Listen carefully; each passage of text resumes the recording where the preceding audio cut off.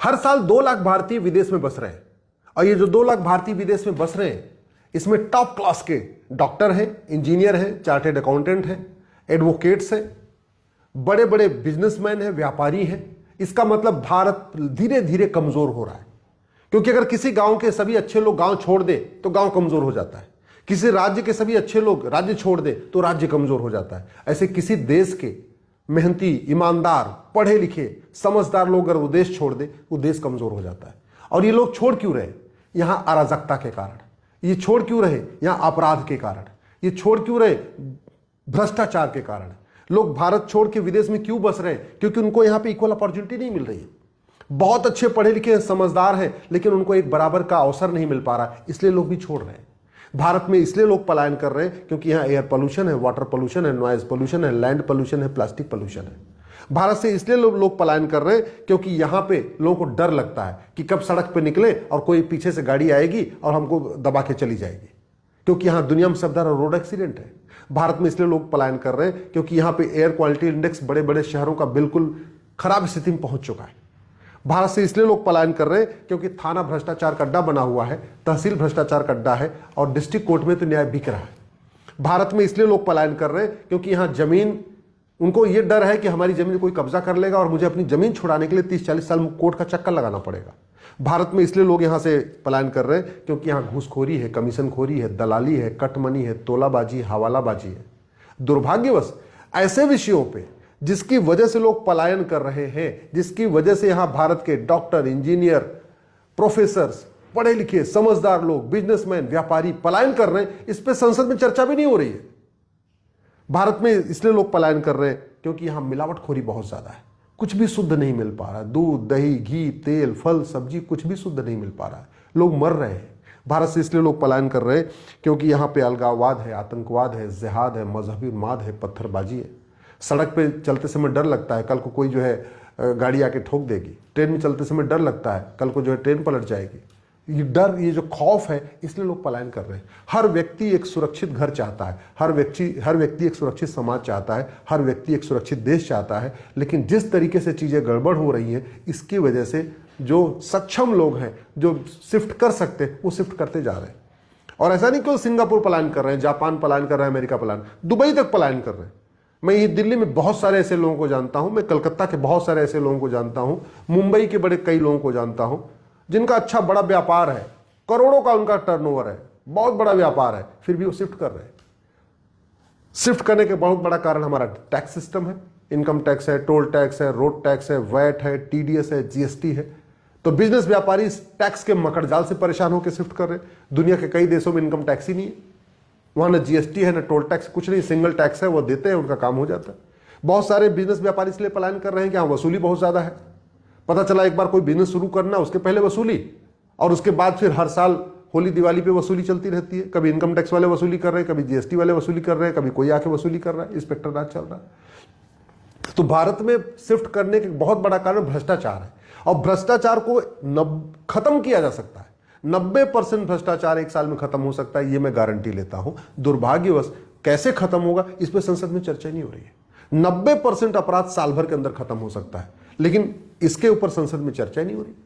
90% मिलावटखोरी, कालाबाजारी, ये खत्म हो सकती है, लेकिन इसके ऊपर संसद में चर्चा नहीं हो रही। 90% ड्रग स्मगलिंग एक साल के अंदर खत्म हो सकती है, मात्र एक साल में, लेकिन इसके ऊपर संसद में चर्चा नहीं हो रही। भारत में लोग, पता चला जमीन का मालिक कहीं और बैठा, उसको पता नहीं उसकी जमीन को किसी और ने बेच लिया। ऐसे आए दिन घटनाएं देखती आती हैं। लोग यहां रहते हैं दिल्ली में और उनकी जमीन कहीं मेरठ में है, मुजफ्फरनगर में, और कोई और बेच के चला गया, और वही जमीन 2-2, 3-3 बार बिक गई, मालिक को पता ही नहीं है। क्यों? क्योंकि कानून घटिया है। और इस जमीन विवाद के कारण साल में 2 लाख लोग मर रहे, 3 लाख लोग घायल हो रहे, इसके बावजूद संसद में इस पर चर्चा नहीं हो रही। तो ये जो भारत से लोग पलायन कर रहे हैं हर साल 2 लाख, और ये भारत के सामान्य व्यक्ति नहीं है, ये भारत की क्रीम है, आईआईटीएन है, एमबीए किए हुए लोग हैं, आईआईएम से पढ़े लिखे लोग हैं, टॉप क्लास के चार्टेड अकाउंटेंट हैं, टॉप क्लास के बिजनेसमैन हैं, वो सब यहां शिफ्ट कर रहे हैं। इसका मतलब आने वाले टाइम में जब ये यहां से शिफ्ट हो जाएंगे, ये बिजनेस व्यापार भी शिफ्ट कर लेंगे। जब शिफ्ट कर लेंगे तो यहां और बेरोजगारी बढ़ेगी। अगर वो भारत में रहते हैं, कोई डॉक्टर है अगर भारत में है तो कम से कम 4-5 लोगों को रोजगार देता है। इंजीनियर भारत में रहता है, अपना काम शुरू करता है, 10-20 लोगों को रोजगार देता है। इवन आईआईएम के लोग हैं, चार्टेड अकाउंटेंट हैं, वो भी 10-20 लोगों को रोजगार देते हैं। जो बिजनेस व्यापार कर रहे हो तो 100, 200, 500, 1000 लोगों को रोजगार देते हैं। तो जब यहां से शिफ्ट हो जाएंगे, स्वाभाविक सी बात है रोजगार भी शिफ्ट हो जाएगा, तो हमारी जीडीपी भी कमजोर होगी, बेरोजगारी भी बढ़ेगी। और जब बेरोजगारी बढ़ेगी तो और अराजकता बढ़ेगी। जब लोगों के पास कोई काम धाम नहीं होगा तो स्वाभाविक सी बात है चोरी करेंगे, लूट करेंगे, झपटमारी करेंगे, कुछ उल्टा सीधा काम करेंगे। तो ये जो 2 लाख लोग साल में पलायन कर रहे हैं, ये कोई सामान्य व्यक्ति नहीं है। मुझे नहीं लगता दुनिया के किसी और भी देश के अच्छे लोग इतनी बड़ी मात्रा में पलायन कर रहे हैं। पलायन करने का बहुत बड़ा कारण ये भी है कि जो लोग टैलेंटेड हैं उनको वहां इक्वल अपॉर्चुनिटी नहीं मिल रही है। पता चला उनसे कम समझदार लोग आगे चले जा रहे हैं। एक बहुत बड़ा सिस्टम है कि हमने जो यहाँ पॉलिसीज अपनाई है, वो पॉलिसीज ऐसे अपनाई है, गधे घोड़े एक समान हमने उनको एक जैसा कर दिया है, गधा और घोड़ा एक बराबर हमने कर दिया है। तो फिर घोड़े क्यों रहेंगे? वो तो जाएंगे कहीं और जाएंगे, वो गधों के साथ क्यों अपना कंपटीशन करेंगे? ये जो समस्याएं हो रही हैं, मुझे लगता है इसके ऊपर गंभीरता के साथ चर्चा करना चाहिए। क्यों पलायन हो रहा है, क्या दिक्कतें आ रही हैं, पलायन करने वालों से बात करना चाहिए। मैं तो कह रहा हूं पिछले 5 साल में 9 लाख लोग पलायन किए। चलो 9 लाख लोगों से नहीं तो कम से कम 900 लोगों से बात तो करना चाहिए कि भैया आप क्यों चले गए हो, क्या दिक्कत आ रही है, आप भारत छोड़ के क्यों जा रहे हो।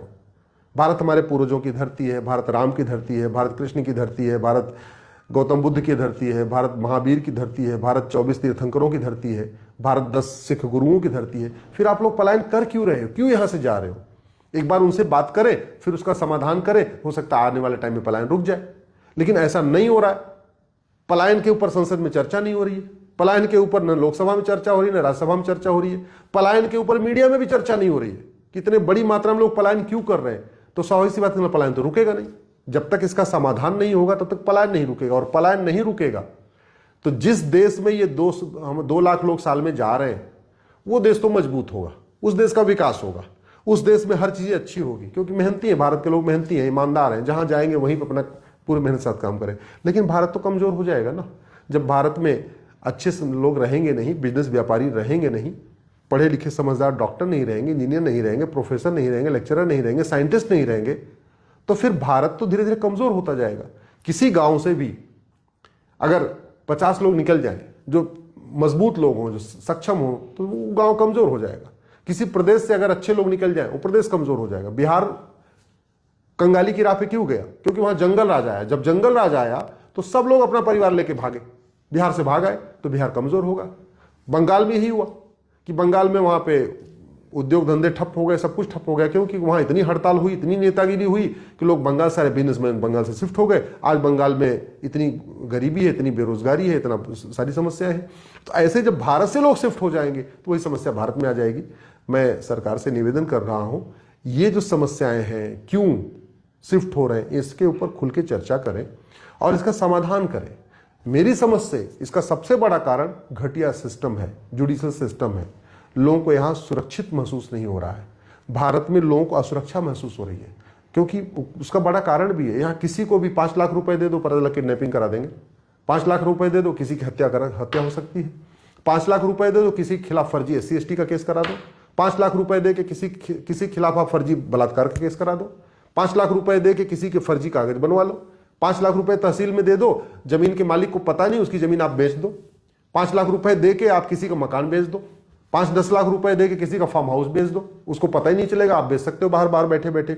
ये जो सिस्टम है, इसी की वजह से लोग पलायन कर रहे हैं। और समाधान यही है, पुलिस रिफॉर्म करें, जुडिशियल रिफॉर्म करें, टैक्स रिफॉर्म करें, एजुकेशन रिफॉर्म करें, एडमिनिस्ट्रेटिव रिफॉर्म करें। जब तक नियम कानून नहीं बदलेगा, लोगों को सुरक्षा महसूस नहीं होगी, और जब सुरक्षा महसूस नहीं होगी, असुरक्षा महसूस होगी, स्वाभाविक सी बात है लोग देश से पलायन करेंगे।